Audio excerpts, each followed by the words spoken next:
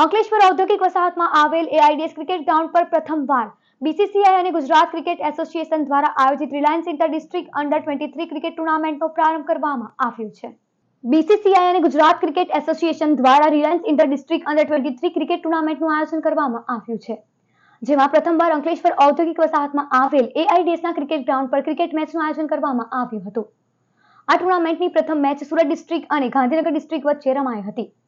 ભરૂચ જિલ્લામાં 6 દિવસ યોજાનાર ટુર્નામેન્ટમાં કુલ 6 જિલ્લાની ટીમ ભાગ લેશે, જેમાં ભરૂચ, ગાંધીનગર, સુરત અને ખેડા જિલ્લાનો સમાવેશ થાય છે। આ ટુર્નામેન્ટમાં ક્રિકેટરો સારું પ્રદર્શન કરી સ્ટેટ ટીમમાં સ્થાન મેળવવા પ્રયત્નો કરશે।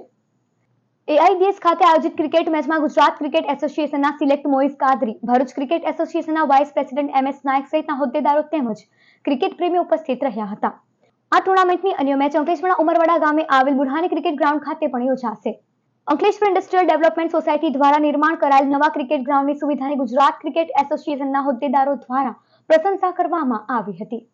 એઆઈડીએસ સ્પોર્ટ્સ કોમ્પ્લેક્સમાં આજે ઇન્ટર ડિસ્ટ્રિક્ટની મેચ ચાલી રહી છે। ખૂબ સરસ કન્ડિશન છે વિકેટની, ગ્રાઉન્ડની, અને ખૂબ મહેનત કરી છે। ગ્રાઉન્ડ બહુ સરસ બનાવ્યું છે। ભરૂચ ડિસ્ટ્રિક્ટ ક્રિકેટ એસોસિએશને બી ઘણી મહેનત કરી છે।